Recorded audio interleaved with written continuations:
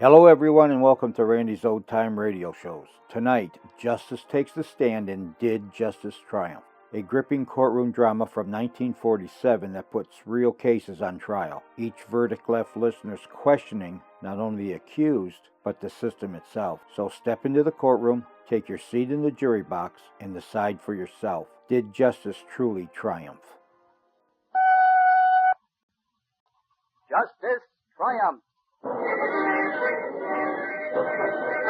Police headquarters, Albany, New York.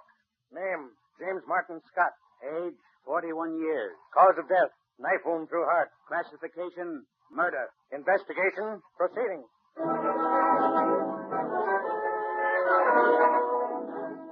The Mutual Broadcasting System presents another thrilling case from the files of True Justice Stories, followed by millions of readers each week in the New York Sunday News and its syndicate.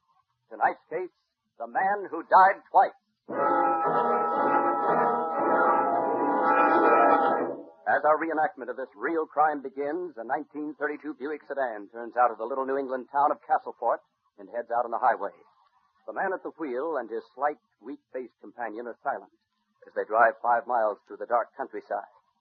For this October night, William Hugan and his friend James Martin Scott are embarking upon the first step of a most important business. The business of committing the perfect crime. Scott, the frightened-faced little man, speaks. William, I know you won't like what I'm going to say, but I don't think we should do this. Oh, you don't? No, William, I don't. After the money we've spent for those insurance policies, after all the planning I've done, $150,000 worth of planning. Yes, I know, William. You've thought of everything, but the police... The police? A dumb county sheriff and those drugstore cowboys he calls his deputies. You're afraid of them, I suppose. Yes, William, I am. I'm afraid of the whole thing. You're not backing out now, my friend. I've got too much at stake to be stopped by you or anybody else. For years, I've been a nobody in this town. A jack of all trades, me with more education than the mayor. More brains than anybody else in this whole doggone town. Now, nobody's denying that, William. Everybody knows that you're much smarter than I am, but whether the police and the insurance companies, they have ways... No way to figure this one out. Because I've tried to tell you 1,000 times it's perfect. Oh, very well. Just as you say, William. All right. Now, the county burial ground is a half a mile ahead. We'll stop here outside your workshop. Oh, but somebody might see the car while we're over there digging in the graveyard. We want them to see it, you fool. In case we're spotted in the graveyard, we'll have to run for it. If they see the car, it'll make it look as if we've been working on your invention in the shop all the time. Oh, yes, I'd forgotten. Forgotten? You'd forget your own head if it wasn't fastened on. Now, William. Come on, we'll get the lights on in the workshop and draw the blinds. Yes, William.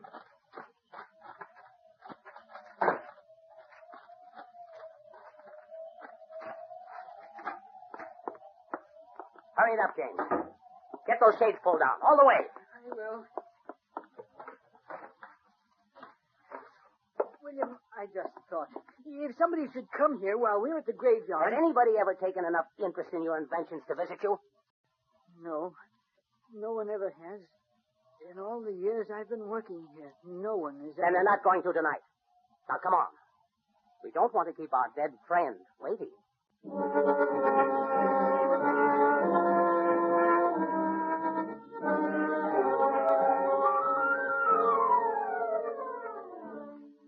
Beneath the pitch-black night sky, the two men reopened the newly dug grave of the late George Johnson, an unfortunate man who died in a poverty so bitter that his family could not afford a private burial plot. This is the next to last step in the perfect crime of William Hugan and James Martin Scott. And with the pauper's body in the back of the workshop, they proceed to the next and final step in their plan. Mr. Hanson? Mr. Hanson, are you awake? Who is it?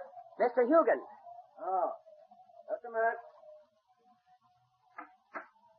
Well, rather late to be calling, isn't it? I'm sorry if I bothered you and Mrs. Hanson. I saw your lights from James Scott's workshop. I thought you might have some coffee on the stove. I'm chilled through. Happens we have. Come in. Thank Come you. in. Who is it, dear? Mr. Hugon wants some coffee. Says he's chilled through. Oh. You've been working with your friend over in the workshop, I suppose. Yes, but I don't have James' powers of concentration, I guess. Oh. No heat over there, you know, and I felt chilly. Huh. silly business working on them fool inventions. Think you'd have more sense, Hugon. Now, Carl. Oh, he's right, Mrs. Hanson. I don't know how James stands it, working those gas and oil fumes night after night. But I really think he's on the track of something now. A new oil refining process. Oh, he is, eh? Mm-hmm.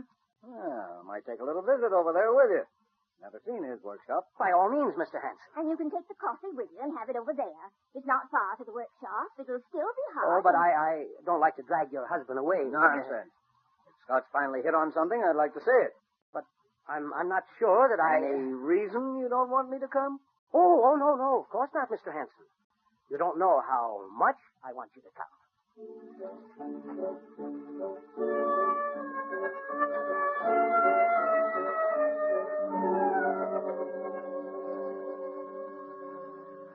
Now, of course, this is just a working model, you understand, Mr. Hanson.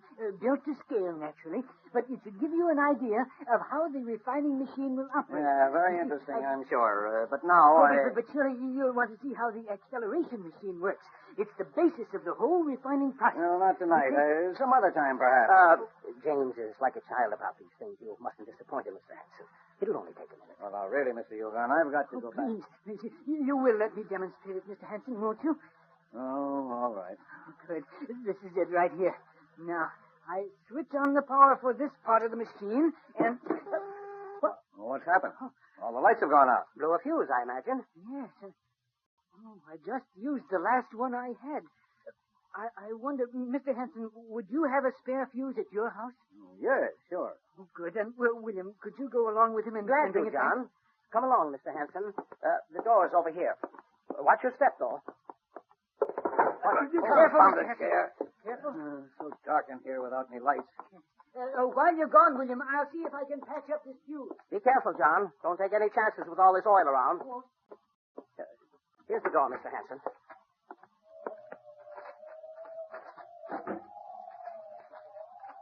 Well, what do you think of John's invention? Either your friend's an idiot or a genius. Myself, Mr. Hugon, I happen to be a dealer in junk, and I wouldn't know about such things. Brr. Chilly night. In for a cold winter. Good Lord. James' workshop. Great heavens, it's on fire. All that oil. Come on. Hurry. James, Stand why? back, will you? But James, Don't be a fool. You can't have it now. The top's going up like a box of Gotta matches. get him out there, James. Poor devil, he couldn't possibly have escaped. Now, come along, man. Come along. We've got to phone the sheriff's office and the fire department. James. Come along. I've got a spot of brandy at the house. I think it'll do you good. Nothing more we can do here anyway.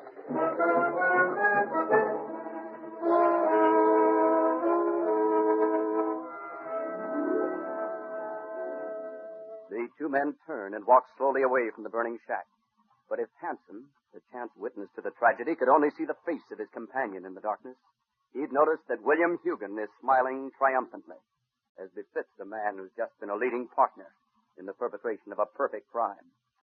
Across the clearing on the other side of the burning workshop, a figure runs to the outskirts of the woods, then turns, looks back. For just that moment, an observer, if there were one, would see the face of a man believed to be trapped in the flames. The weak, frightened face of the inventor, James Martin Scott. A short time later. All right, man. Get your hoses coiled up and get your gear back on the truck. Well, Sheriff King, no danger of spreading now. The fire's out. Anything else we can do for you? I guess not, Chief. Up to the coroner now. Yeah. Not much left of Scott, poor devil. Maybe he had something in that new invention of his, but we'll never know after this. Well, we'll be going now, Sheriff. Call me if there's anything I can do. You bet, Chief. So long. So long.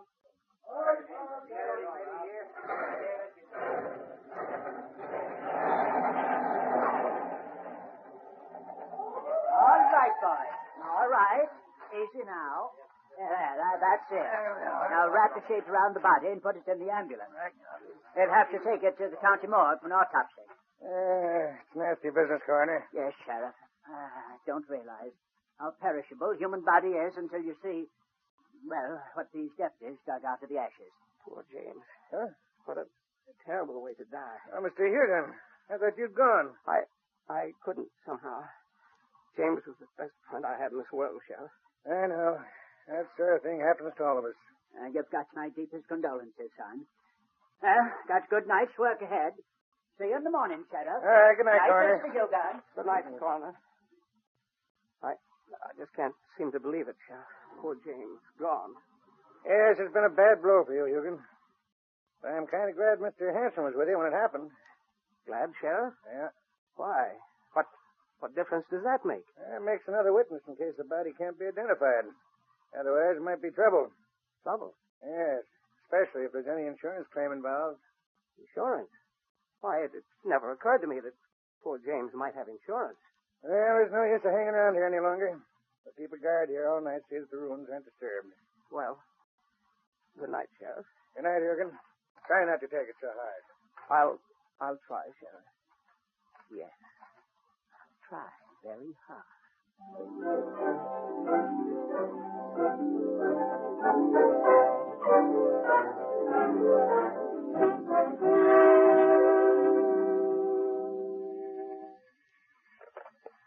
Sheriff King speaking. This is Coroner, Sheriff. Yes, Coroner, what's the report? And I'm only a country doctor, Sheriff. Lord knows there's not much to go on. In the lack of any evidence to the contrary, I'd say the remains are those of James Martin Scott and hand down a verdict of death by accident. Thanks, Coroner. I'll go along with your findings and mark the case closed.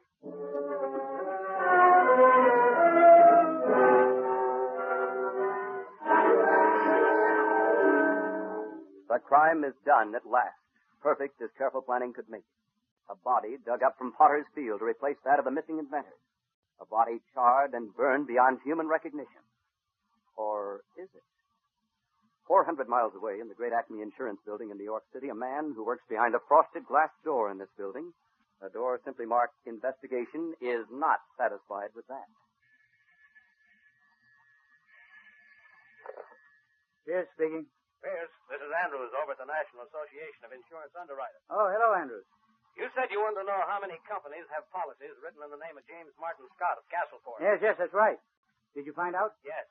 The records show 3 double indemnity policies in the name of James Martin Scott, written by 3 different companies, each for $25,000.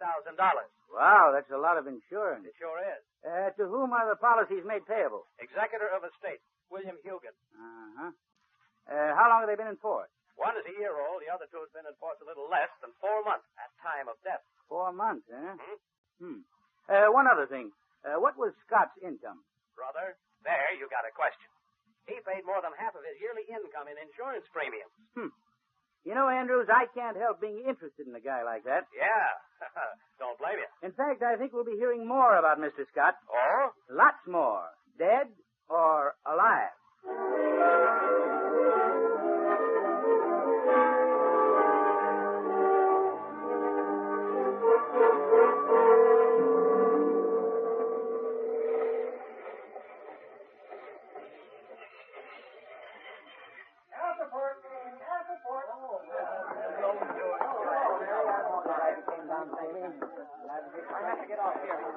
Pardon me. You're Sheriff King?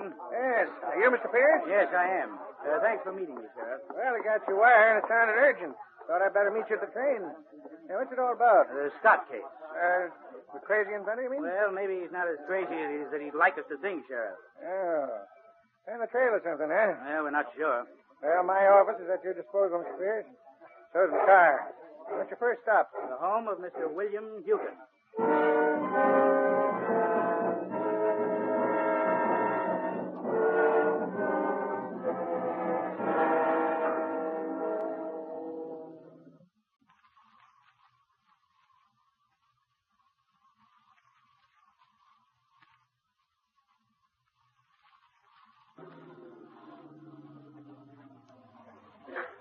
This is Hugan's house, Pierce. Shares with James Scott. Well, I hope he's at home. Yeah, let's find out.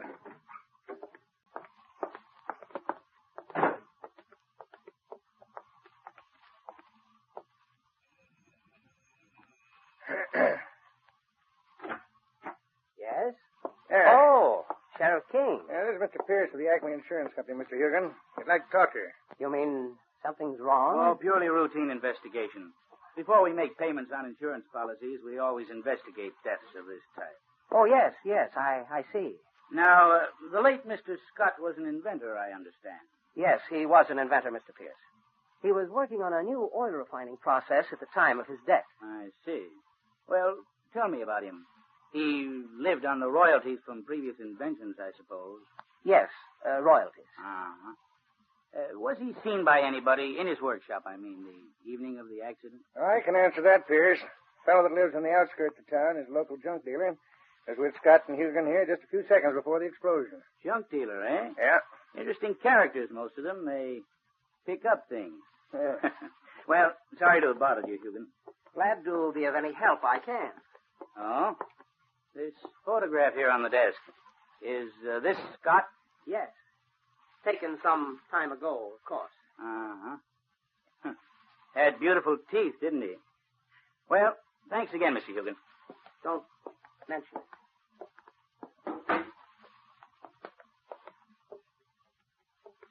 Yeah, it seems to me, Pierce, that the questions you ask could sort of put Hugan on his guard. That's what I intended, Sheriff. The insurance companies have a big stake in this case. We thought it'd be interesting to see what Hugan will do once we let him know that we suspect him. Yeah. Well, there's one thing, Pierce. Hugan is no fool. Never turned his hand at much in this town. But I want to warn you, he's smart as they come. Does he think so? Afraid he does. So much the better, Sheriff. Well, now I'd like to make a long-distance phone call and then have a nice chat with, what's his name, that local junk dealer? Hanson. Oh, yes, Hanson. Interesting characters, junk dealers.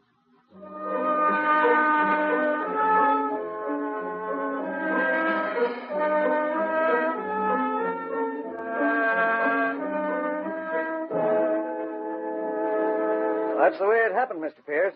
Couldn't have been more than a minute after we stepped out the door that the whole shack exploded and went up in flames. I see. One more question, Mr. Hanson. Glad to answer if I can. Your business is buying and selling junk. Yes, sir. Now, there must have been a lot of metal and tin in the ruins of Scott's workshop. Certainly was. I got a couple of loads of stuff out of there. Of course, I got the sheriff's permission to sift the ashes before I started. Yeah, that's right, Pierce. That was after we finished our investigation, too, of course. Did you find anything interesting, Mr. Hanson? Wasn't anything much of value, but jumping Jehoshaphat. Why didn't I think of that before? What, Mr. Hanson? Oh, I dogged if I didn't find a tin box of fuses in the ashes. All burned, of course, but you could see they were good before the fire started. Fuses? Why didn't you tell me this before, Hanson? Didn't think of it before. Well, why did Scott send us out for fuses when he had a whole box of them in his workshop? Yes, that is an interesting question. Yeah. It looks to me as if those two went out of their way to have a witness present just before the fire, Pierce. Yes, Sheriff. Sheriff, can you write an order to have Scott's body exhumed? Sure I can. Good. Professor Barker, the pathologist at the State University, is on his way here now. Maybe he can tell us if the deceased was alive or dead at the time the fire started.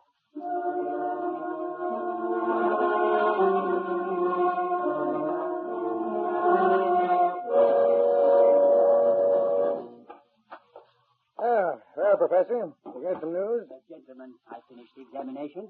Yeah? Can I use your wash basin here, Sheriff? Oh, sure. Help yourself, Professor. Here's a towel. I'll take the soap around here someplace. Where is that?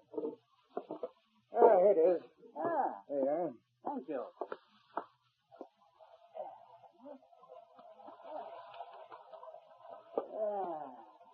There. That's better. Well, Professor, what did you find? Well, as you know, the body was almost totally destroyed in the flame.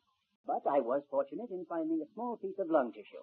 And now, if the deceased had been alive and breathing at the time the fire started, he'd naturally have inhaled smoke. Naturally. The smoke would have been deposited small carbon granules in the bronchial passages of the lung.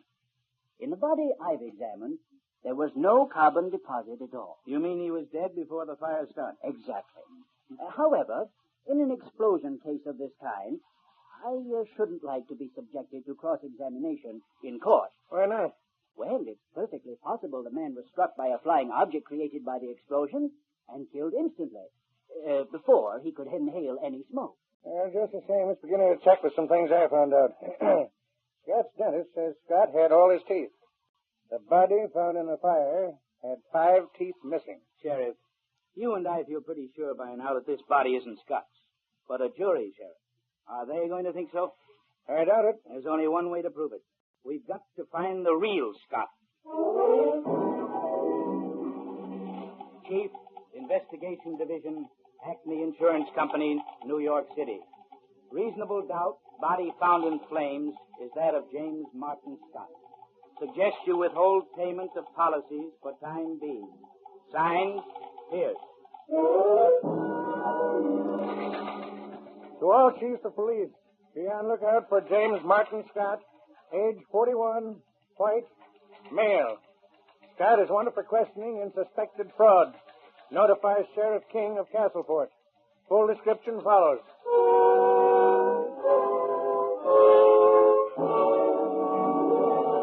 To William Hugan, the refusal of the insurance companies to pay the $150,000 is an awkward, but for a smart criminal mind, not an insurmountable obstacle. To Hugan, it means simply that his collaborator, James Martin Scott, now in hiding, must be disposed of, must really die, so that no investigation will ever find him. So, his plans made, William Hugan leaves Castlefort quietly, unobtrusively, but not unnoticed by Sheriff King. Pierce speaking. This is Sheriff King in Castlefort. Oh, yes, sir. William Hugan just left town on the express. Bought a ticket for Albany. I've got a deputy following him, and this might be it. Good. Suppose I meet you at police headquarters in Albany as soon as I can get there. Right, Pierce. The quicker we can clean this case up, the better.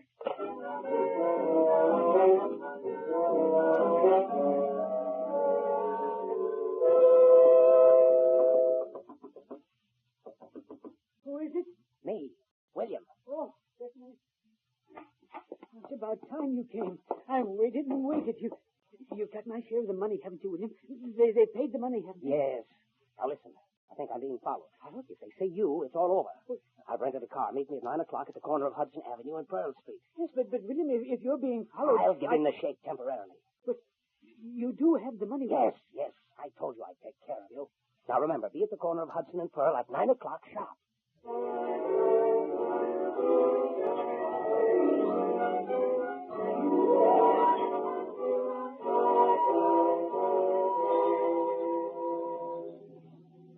Haven't we driven far enough, William? Can't we stop somewhere and talk now? Yes. This looks like a good spot. Well, it certainly is lonely enough out here. Now, William, if you'll just give me my share of the insurance money, I'll Get out of the car, James. out of the car. But, I said get out. This is the end of the road. oh, William, if this is a joke... What's that? A knife, James. Knife? Yes. You see, there won't be any money as long as you're alive. No, William. This isn't the way it was to be. Not the way at all. You won't get out.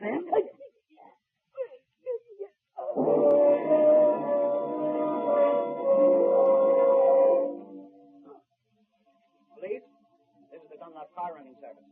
You fellows asked for a check of all cars rented tonight. Well, one of my cars was just returned. Big spot on the front seat. Yeah, mud all over the floorboard and pedals. Better come down, take a look. Police headquarters, this is Jim Brown out in the turnpike. I want to report a prowler on my land tonight, out in the East Meadow. I saw his flashlight, but he was gone by the time I got there. I'll tell you this, though, he buried something out there. You better come out and see what it is. Oh, Clark, will you give me my bill, please? I'm checking out. You going somewhere, Hugan? Sheriff King. Mr. Pierce. And this is Detective Grayson of the Albany Police, Hugan.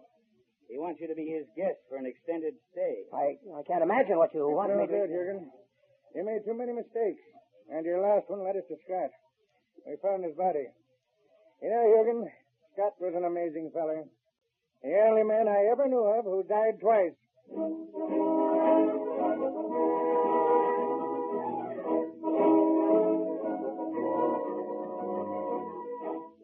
Under close questioning by Sheriff King, the Albany police, and Pierce, the insurance investigator, William Hugan finally admitted his guilt. And in the trial that followed, the courts of justice decreed that he must die in the electric chair for the murder of James Martin Scott. Greed, forgetfulness, the small mistakes that are the age-old heritage of those who set themselves against justice, thus shattered another dream of the perfect crime. Now, in Investigator Pierce's office in New York, Miss Perkins, Yes, sir? take the file on William Hugan and James Martin Scott and mark it case closed. justice triumphs.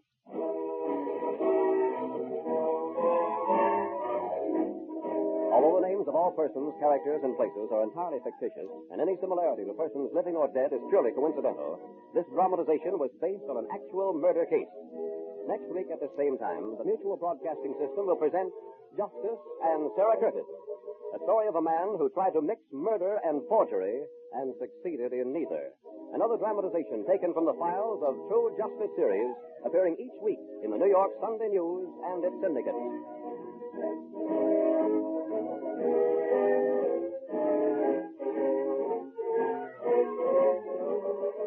These programs are produced and directed by Jock McGregor, and tonight's dramatization was by Gene Hurley.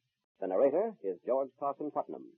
Pierce was played by Arnold Robertson, William Hugan by Don Douglas, and Sheriff King by Craig McDonald. Others in the cast were Humphrey Davis as James Scott, Julian Noah as Hanson, Margaret Berlin as Mrs. Hanson, and Ian McAllister as the coroner and Professor Barker. The orchestra, under the direction of Emerson Buckley, played music especially written for this broadcast by Richard DuPace. You know, you can have a lot of fun watching a 2-year-old go through his routine. A lot of fancy ways of locomoting about the house. A lot of fancy talk to make you grin from ear to ear. Of course, there's the sober business of supporting him.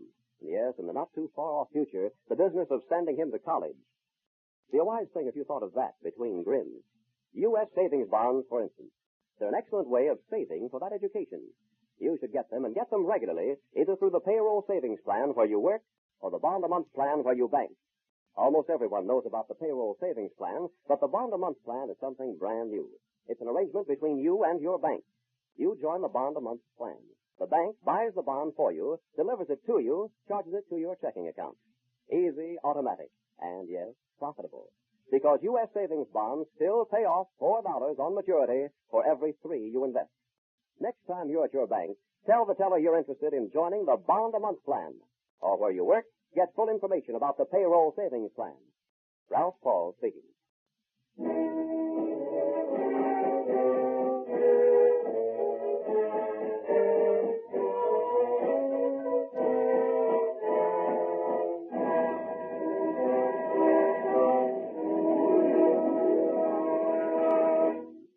This program came from New York. For another exciting drama, stay tuned now for Scotland Yard, starring Basil Rathbone as Inspector Burke. In just a moment, you'll hear The Case of the Tyrant's Nest. This is the Mutual Broadcasting System. Well, everybody, that's all for tonight's episode. If you would indulge me for just 1 minute, I'd like to ask you for your continued support of Randy's Old Time Radio shows. It takes time and resources to keep these classic programs alive, and that's where you can help. If you enjoy what I'm doing here, please consider making a small donation. Every bit goes right back into preserving and sharing these wonderful old broadcasts. Of course, even a like, a share, or subscription goes a long way, and for those of you who have already supported this channel, I can't thank you enough. Together, we're keeping these Golden Age voices alive for future generations to discover and enjoy. In the description below, you will find links to donate, or you can just scan the QR code you see on the screen.